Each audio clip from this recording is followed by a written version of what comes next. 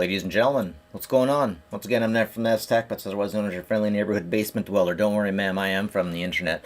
And today, on the internet, this information is meaningful.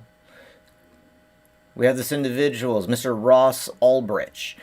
He was the creator of the Silk Road. You'll remember back in the day, Silk Road was a place where people could use Bitcoin and other different kind of payment methods in order to get drugs and many other things. I was never really into that. I always preferred my weed, the wacky tobacco, and I never wanted to mess with the feds and the mail system. No, thank you. No, thank you. Anyways, so here we got Mr. Ulbricht. Now, it was absolutely a sophisticated underground internet of drugs, which is remarkable, and they absolutely have to stop. Okay, so the FBI is going after them. Now, here's the nuance in the situation. The CIA is kinda, sort of known for selling drugs, something like that.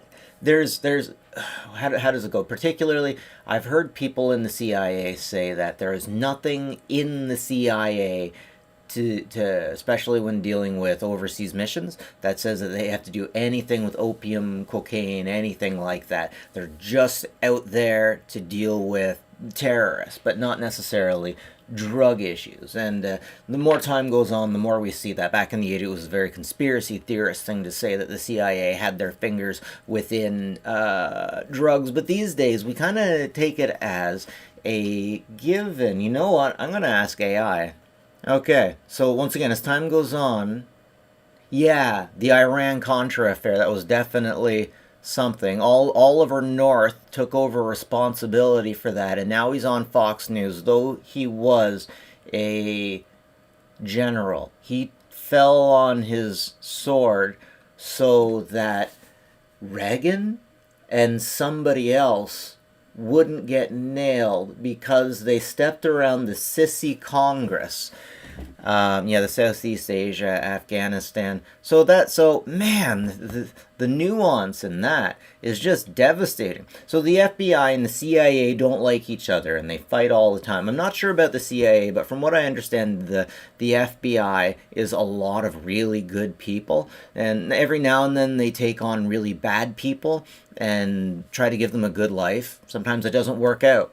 Sometimes those really bad people that get in end up manipulating those other good boys in the FBI. And, there's nuance. The devil's in the details. There's good and bad, bad and good, the yin-yang. And I swear to God, guys, the more I look through life, the more it seems like organization is being ruled by chaos, and that chaos is being ruled by organization. That organization is being run by chaos. When I think about things in as many of the places that I've worked before, the reasons why they would hire people, the reasons why they would promote some people over some other people, it was very clear that some people were getting promoted because of sexual reasons, because of financial reasons, old boy reasons, and you absolutely can't tell me that this stuff doesn't happen, because in my area there are factories that absolutely will not hire people who are related to anyone working in that building, and it makes it really difficult to hire people. But because they've had so many issues with people on the inside messing with things,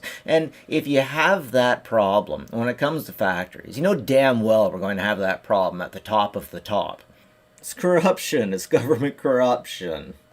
So the people who know, or seem like they know, topically know, are saying that this happened because Trump was going after the libertarians, and the libertarian wanted Ross put away, or Ross brought out, and also Snowden exonerated. They didn't exonerate Snowden, and that is remarkable in and of itself, because there we have another situation where we have complete government.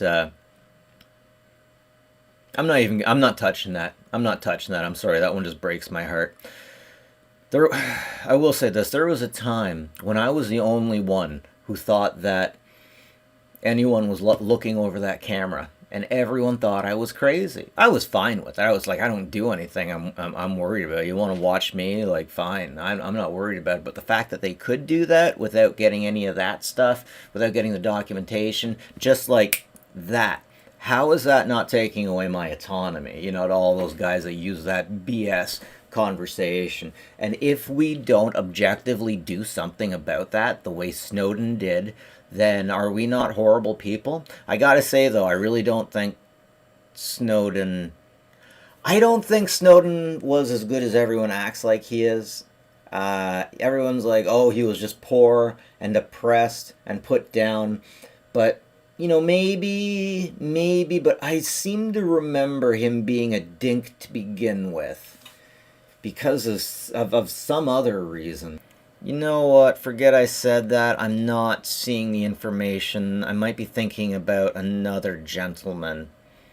But really, there are, like, mass surveillance. Mass surveillance. Like, you're not even checking in on your family. You're checking in on your neighbors. You're checking in on someone just because you can. Like, that's a monster. That's totally horrible, right? So it was the FBI that brought him down, and he wanted someone killed. He tried to get somebody killed. It didn't actually happen. There are legitimate murderers and pedophiles that get away with less time than this individual did. That's interesting. Man, the nuance of this whole damn situation, right? Well, he's a free man now. Let's hope he doesn't try anything sneaky again.